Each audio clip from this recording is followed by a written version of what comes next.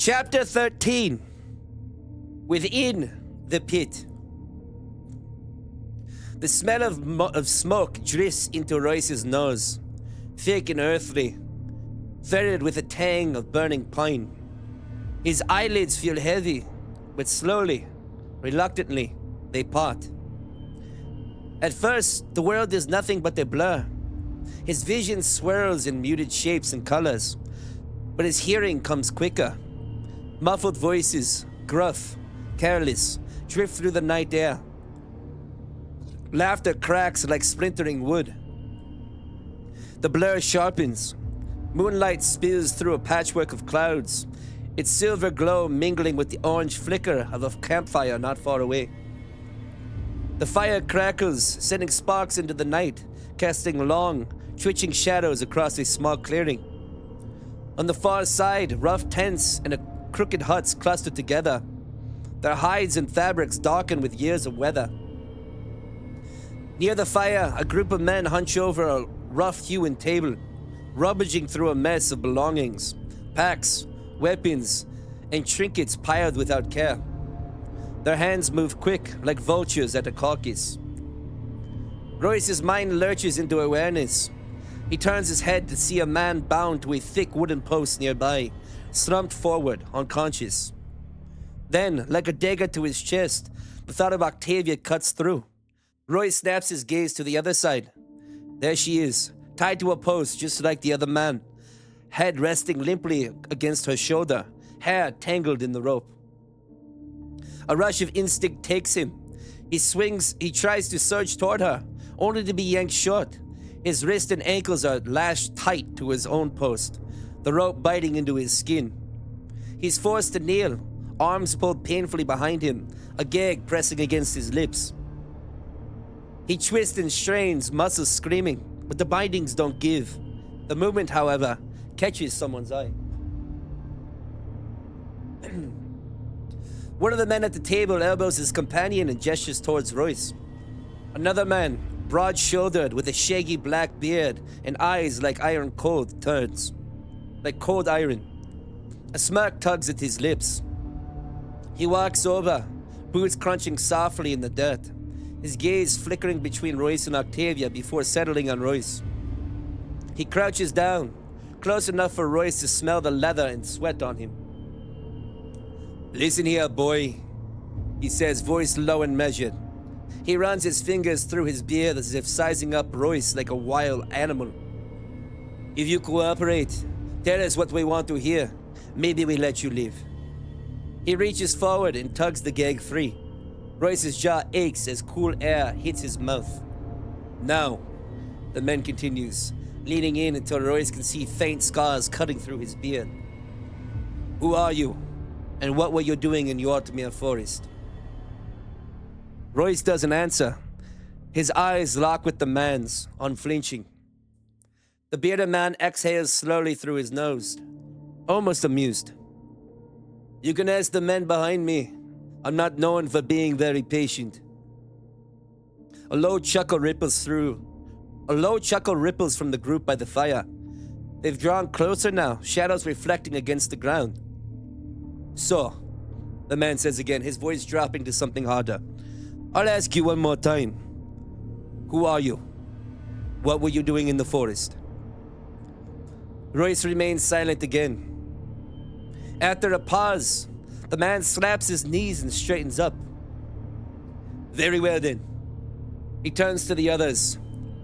Looks like he couldn't find the breath to speak.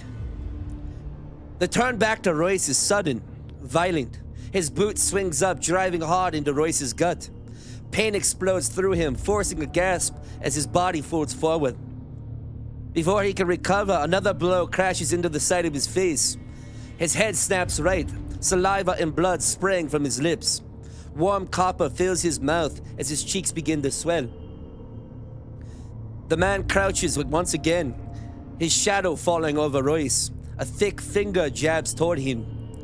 "You are not in control here," he growls before letting his gaze drift to Octavia. "You'd better hope she talk. Otherwise, I'll find ways to make you speak."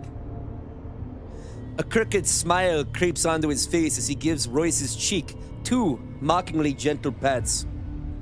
Then, without warning, his fist arcs in. A savage blow to Royce's temple. The worlds tilt. Colors smear. The crackle of fire fades into a hollow hum.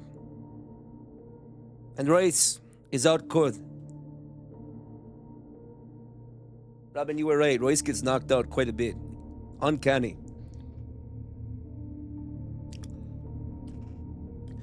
Cold creeps into Royce's bones before he wakes. The air smells damp, like wet earth and mold. Somewhere above him, a lone bird calls, a sound sharp against the muffled stillness. His eyes flicker open to a pale dawn sky, framed by wooden bars. For a moment, he's unsure where he is.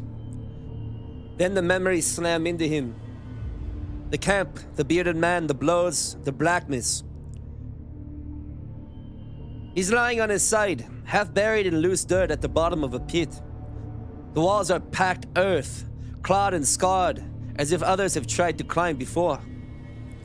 Overhead, a wooden cage secures the entrance into the pit.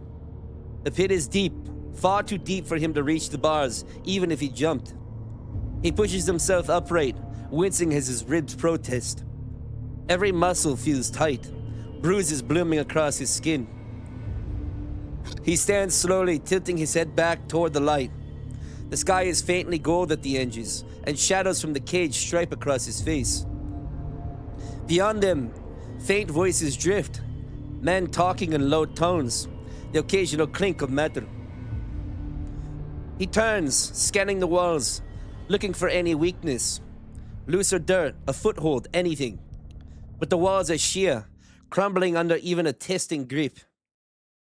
It's no use, a quiet voice says. Roy spins toward it.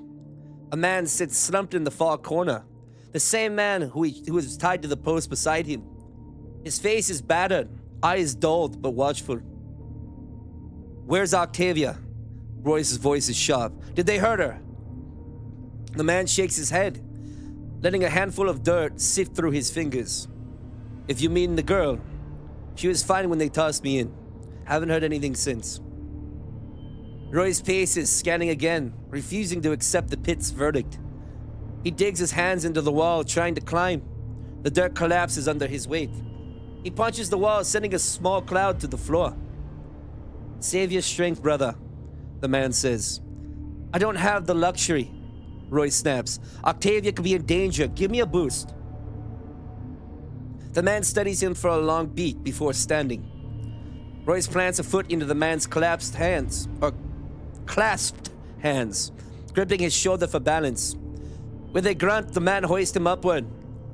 Royce stretches, his fingertips scrape the wooden bars. Higher, Royce hisses. Another strained grunt, another inch. Royce's hand closes on it. Got it. A heavy boot slams down on his fingers. Pain thrusts through his hand and jerks back instinctively, nearly toppling the man holding him. They collapse to the dirt floor together. Above, a figure peers down through the bars, nothing more than a shadow rimmed in sunlight. You're staying put, the voice calls, cold and final. The man in the pit with Royce rises, shoulders slumped, and trudges back to his corner. He sinks down against the wall, letting out a weary sigh. Told you, he mutters. Roy shakes out his throbbing hand, each finger alive with pain. He forces himself upright, eyes locked on the cage opening above. What's your name, brother? The man asks.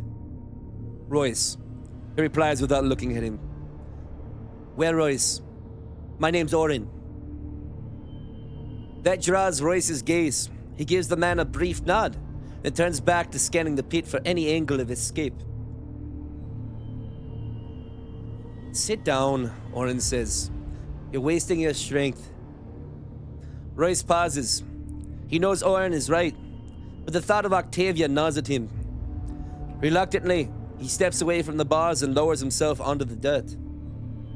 So, Royce, Orin says after a moment, his voice lighter. How'd you two end up here?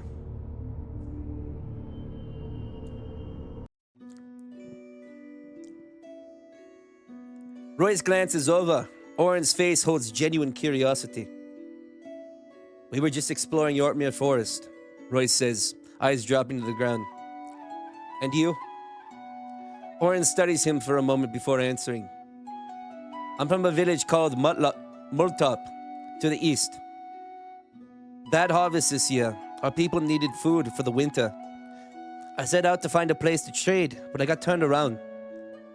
Was near Yorkmere Forest when they swarmed me and dragged me here. His expression hardens.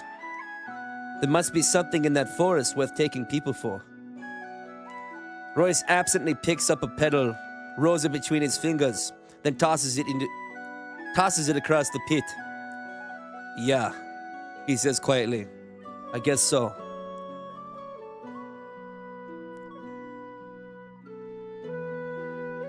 A sound comes first. Boots crunching against the dirt above them. Oren's head tilts, listening. Royce freezes, heart thudding in his chest. Shadows shift across the bars above, blotting out the pale morning light. A gruff voice barks something neither of them can catch, followed by a metallic groan of the cage door swinging open. Then, movement. A body is shoved forward. Octavia crashes through the opening, hitting the dirt hard enough to knock the breath from her lungs. Royce is on his feet before he knows it, stumbling toward her. Octavia! He drops to his knees, hands on her shoulders. She coughs, hair falling into her face, then looks up. There's a bruise blooming across her jaw, but her eyes, sharp and alive, find his. It didn't hurt me, not badly, she says between breaths. Royce pulls her into his arms, holding her tight for a moment before leaning back to look her over. You shouldn't be here. I should have... It's not your fault, she cuts in, her voice firm, despite the rasp. Above them, a shadow moves again, someone watching. A boot heel taps against wood, slow and deliberate, before retreating. The cage door clanks shut, sealing them in. Oren pushes himself up and shuffles closer. Guess we're all in this together now. Octavia glances at him, then back to Royce. Who's this? An ally.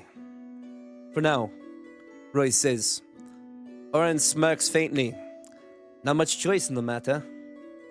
Royce helps Octavia to a seat against the wall, kneeling beside her. The dirt is cold and the air feels heavier with her here, like the danger has doubled, but so has his resolve. Octavia's fingers ghost across the bruises on Royce's jaw, tracing the swollen skin with a tenderness that almost hurts more than the wounds themselves. What did they do to you? She whispers. Royce catches her hand gently, holding it in place as his eyes meet hers. I'm fine. She studies him for a moment before offering the faintest smile, but her voice hardens when she speaks again. I didn't tell them anything. Did you? Royce smirks despite the ache in his face and gestures to the purple and yellow mottling along his cheek. How do you think I ended up looking like this? Her expression doesn't change. How do we get out of this? Royce cradles her face between his hands, his voice low but steady. We'll figure it out, I promise. He pulls her close, and for a time they simply breathe together, speaking in hushed tones about the situation, while, in the corner, Oren drifts in and out of sleep, his body slouched against the dirt wall. Hours pass. The light filtering into the pits shifts to a cooler hue, and the air grows heavier. Eventually, Octavia rises and crosses to where Oren now sits upright. My name's Octavia. Nice to meet you. Oren pushes himself to his feet and takes her hand with a polite nod. Oren, pleasure's mine. Royce barely glances over, his focus fixed on the barred opening above them. He's been replaying in his mind the sound and the feel of the cage door, imagining the mechanism, tracing invisible diagrams in the air with his fingertips. So how did you end up here? Octavia asked. Oren exhales, leaning against the wall. I got lost looking for a town where I could trade. My village was raided. We lost our winter's harvest. I must have wandered too close to the forest. Royce runs his hand slowly along the packed dirt wall, eyes narrowed, still calculating. That's terrible, Octavia says softly. What village are you from? A small town to the east, Geitland, Oren replies. The sound of the name freezes Royce mid-motion. He turns, his gaze sharp. Wait, what village did you say? Oren's brow furrows slightly. Geitland. Royce steps closer, voice tightening. Earlier, you told me you were from Moltop. A flicker, barely there, crosses Oren's face. Oh, well, I must have misspoken, my apologies. Octavia shifts a step back, the air between them growing colder, heavier. She feels it too, the change in temperature, the subtle tightening of muscles. Royce's eyes narrow. You also told me you had a poor harvest. Not that your village was raided. The color begins to drain from Oren's face. His hand begins to drift, slow and deliberate, to his side.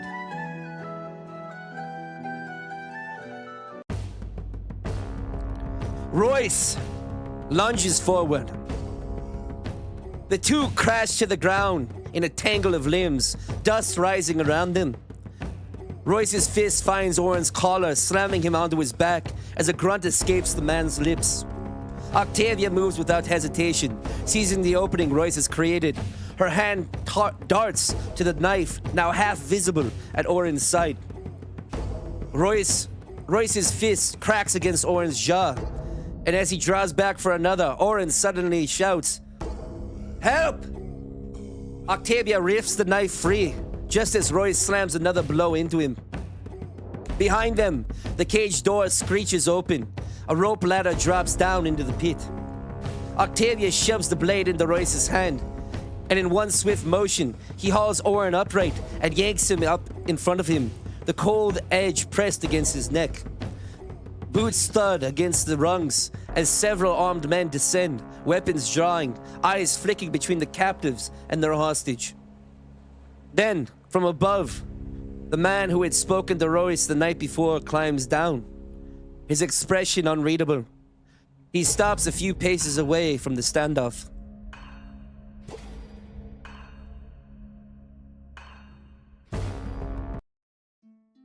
Wrong song.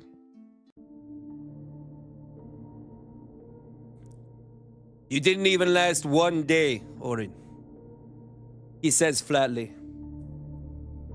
Royce cuts him off, voice hard. Let us go, or this man dies. The leader rests his hands on his hips, studying Royce. That would be a very foolish move.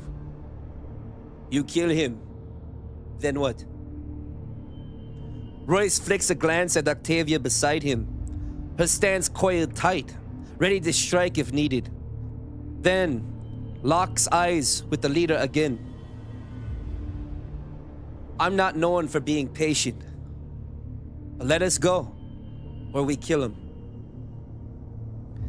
The man's expression darkens. Go ahead, kill him. You're not getting out of here. A faint shiver runs through Royce, not from fear, but from the thudding pulse he can feel against the blade. Oren's heart is pounding. Royce's mind races, every scenario running through his head. And that brings us to our first choice of the night.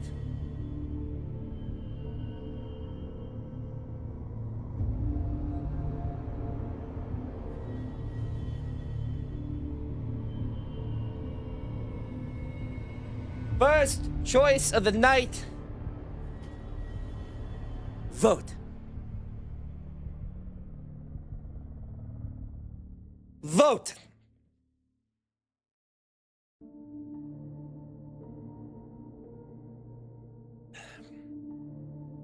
First choice of the night. Does Royce kill the man or does he let him live? We got a 1-2 vote. 1-2 vote. We've got a 2-2 vote. 2-2 vote. Make sure you get your vote in. As we're coming down into the last minute of voting. The last minute of voting. Or do we only have 4 people voting tonight? Unlucky.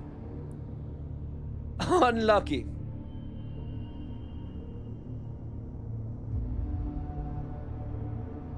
Unlucky.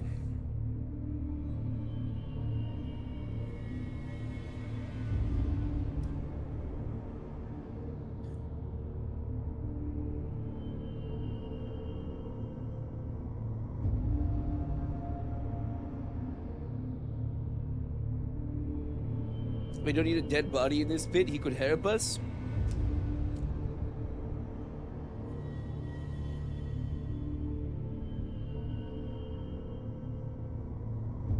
I don't think he's on our side, Robin. I don't think he's on our side. I don't think he's on our side. I don't think he's on our side. Are we really going to end in a tie? Do we not have one more person to vote? One more person to vote?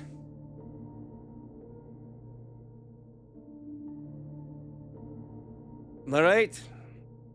Looks like we leave it up to a D20. Looks like we're voting on a D20. 1 through 10 is for kill the man. 11 through 20, let him live. Yeah.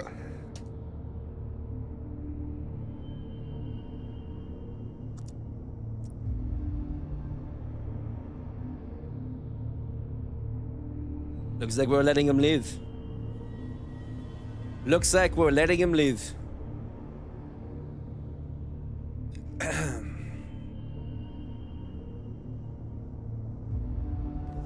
Royce's breath comes slow and heavy. The knife in his grip cold yet burning with the weight of his choice. Around him the air feels tighter, thick with the steel-tipped presence of men who outnumber and who outarm him tenfold. His mind races through the grim math of the moment. One life taken could ignite a chain of blood and ruin that neither he nor Octavia could stop. His gaze flicks to her. Octavia meets his eyes without flinching, her expression calm yet fierce. There's no plea in her look, no fear, only a silent promise. Whatever path he chooses, they walk it together. The tension stretches tight as a drawn bowstring.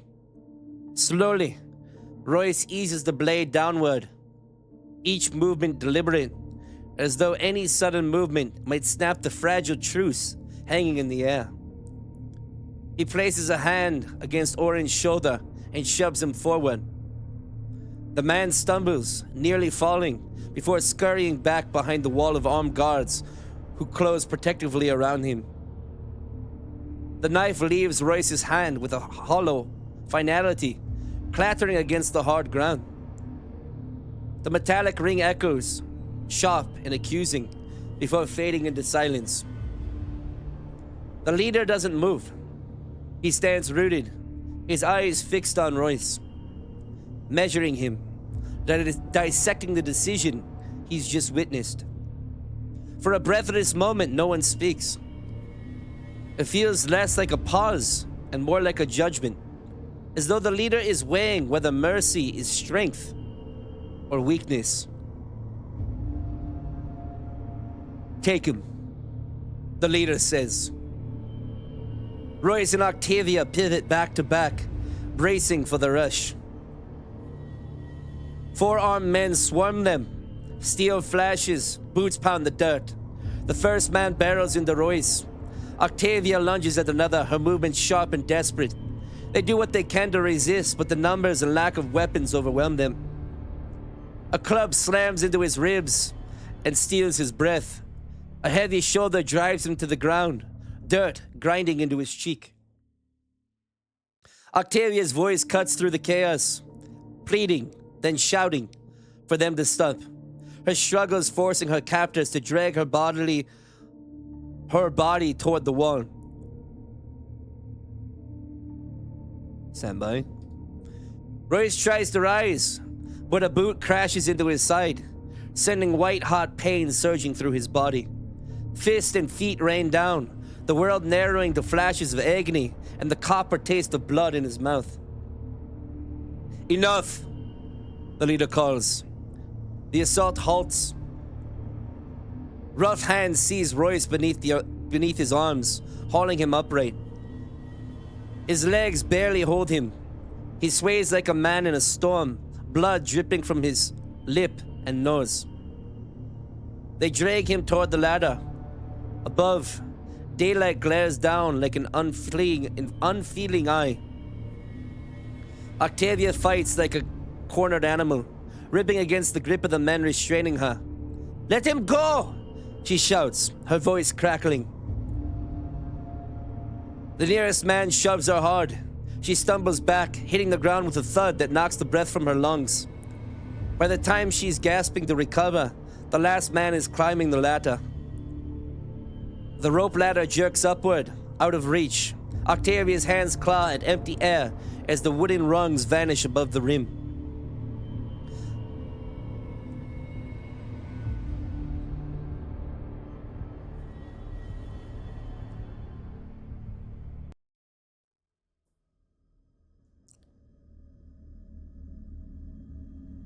Octavia's shouts fade into the din of the camp as the men drag Royce toward its center. They force him between 2 wooden pillars, gripping him tightly. His arms are wrenched upward, while others loop coarse rope around his wrist, pulling it tight and securing the ends high above. When the knots are tied, they release him. His knees nearly buckle, leaving his weight hanging from the bound arms. The strain bites deep into his shoulders. He fights to straighten, each breath shallow and ragged. The leader rises and studies Royce in silence. His eyes hard and unreadable, moments stretched thick with tension, before he gives a brief gesture. Without a word, several men disappear into one of the huts. He follows behind. Hours drag on. Royce stands, or rather, hangs, under the merciless pull of the ropes. His arms burn, the ache growing into a relentless throb. As dust settles, one guard is replaced by another, a younger man whose gaze burns with quiet hatred. He sits a few paces away, watching Royce without speaking. Night deepens. Clouds smother the moonlight, and only the fire's flicker paints the camp in restless shadows. Eventually, the leader emerges from the largest hut, flanked by several of his men. As they approach, others gather supplies and light torches. The leader stops before Royce, close enough for the torchlight to catch the faint curl on his lip. Royce forces his head up, locking eyes with him. "You're a tough son of a bitch. I'll give you that," the man says. Turning to the guard, he asks, "We need to make a run. You good on your own?" The guard gives a sharp nod. The leader looks back over his shoulder at Royce. "We'll decide your fate when we return." With a final motion to his men, They slip beyond the camp's edge, the torchlight fading into the dark.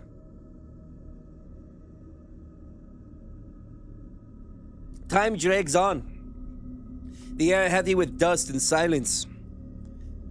Eventually, the guard rises from his seat. His movements slow but deliberate. He crosses to the small table where they had gathered the night before, rummaging briefly before picking something up. When he turns back toward Royce, there's a shift in his posture, a quailed intent. The glint of a dagger flashes as he draws it, closing the distance in long, unhurried strides. Without a word, he seizes Royce by the jaw and shoves the blade up underneath his throat, forcing his head back.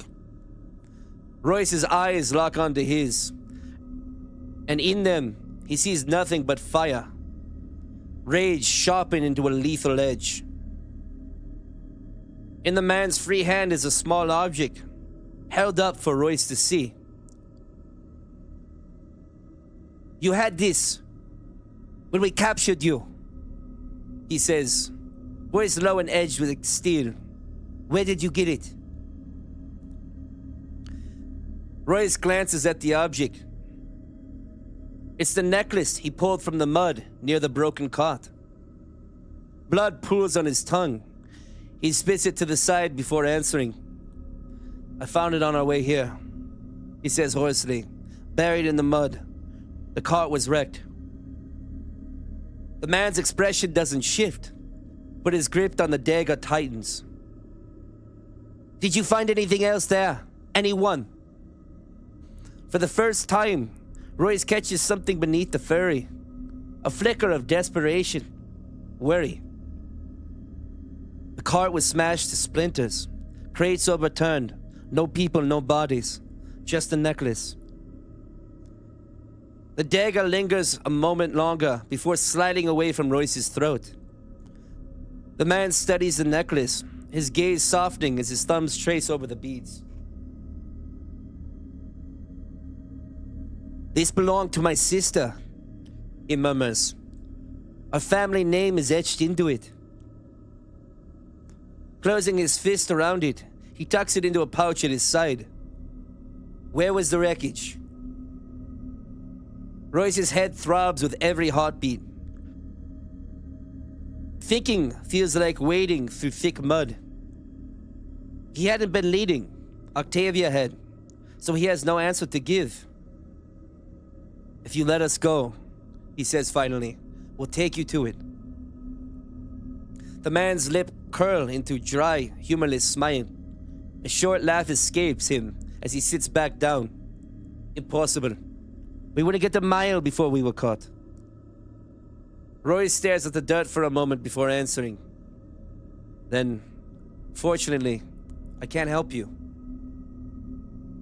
Silence stretches between them. The man reaches once more for the necklace, his fingers lingering on it with a kind of reverence. When he looks back at Royce, his voice is quieter, almost breaking. "That's my little sister. I promised her I'd always protect her." He swallows hard. "Are you certain there were no bodies? No blood? Nothing?"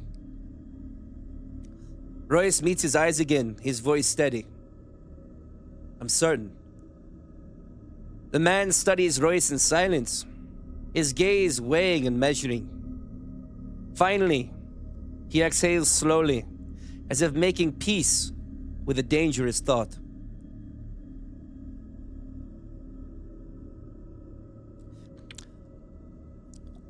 "I'm on the next watch at the pit," he says, his voice low. "If your woman agrees to take me to the wreckage, I'll set her free. The two of us can slip out under night cover." Royce's head lifts, eyes narrowing. The proposition hits him like a sudden gust. "I thought you said we couldn't get a mile without being caught." The man glances over his shoulder, scanning the shadows to make sure no one is near. His tone drops even further. "By the time the next guard comes to change shifts, we'll be long gone. He leans in slightly, the firelight catching the sharp planes of his face. And as long as they still have you, odds are they won't come for us. Royce feels a cold weight settle in his stomach. He turns the man's words over in his head. And how do I know you won't harm Octavia? How do I know you'll actually let her walk away once you found the wreckage? The man steps back, pacing a few short strides to his right. His eyes drift upward toward the thick, moon-hidden clouds. For a moment, he's not speaking to Royce, but to the night itself. Because once I leave, I can never come back. I need to find my sister. Whatever your woman chooses to do after that, it's her choice, not my concern. He turns back to Royce, voice sharpening again. We don't have much time before the others return. You need to decide now. Will she take me there, or will both of you perish in captivity? The man's hand drifts to the pouch at his side, fingers brushing over the shape of the necklace within. Royce catches the small, almost unconscious gesture, and in the fleeting touch, he sees the truth of it. The trinket is more than metal and beads. It's a lifeline, the last thread binding the man to someone he loves. And in that truth, Royce feels a dangerous flicker of belief. Perhaps the man will keep his word. Perhaps he will do everything in his power to see Octavia safely to the wreckage. But belief is a luxury Royce can't afford. The weight of the choice settles on him like a millstone. Accept the plan. Sacrifice himself so Octavia can still have a fighting chance. Accept the plan and gamble that the man's honor outweighs his desperation. Accept the plan and know he might never see her face again. Or refuse and place both of their lives into the cold, merciless hands of fate. The air between them feels tighter, heavier, as if the area itself is holding its breath, waiting to hear which path Royce will choose. And that brings us to the second option of the night.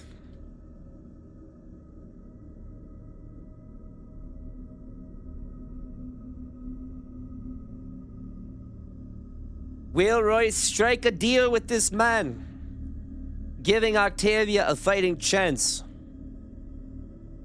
but putting his own life in jeopardy, and possibly never seeing her again? Or will he decline the plan, not trust the man, and hope that he and Octavia can figure something else? Let us vote.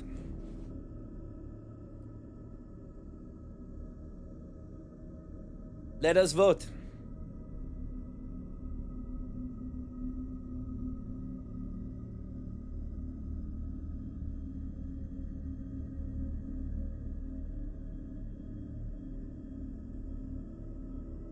Let us vote.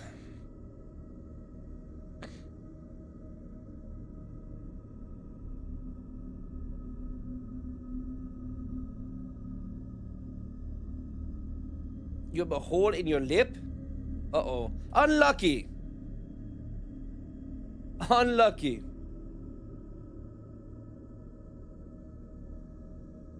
We don't have many people voting tonight, my friends. Sharp contrast to last week. Very sharp contrast to last week. Very sharp.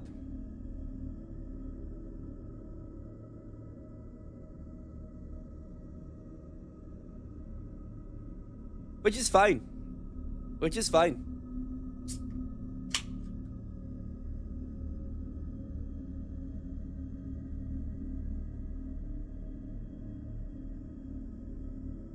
Time is running out to vote. We have a 4-0 vote right now to accept the plan. 5-0.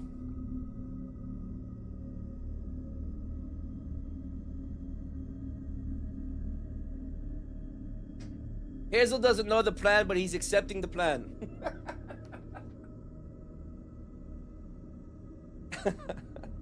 He's accepting the plan.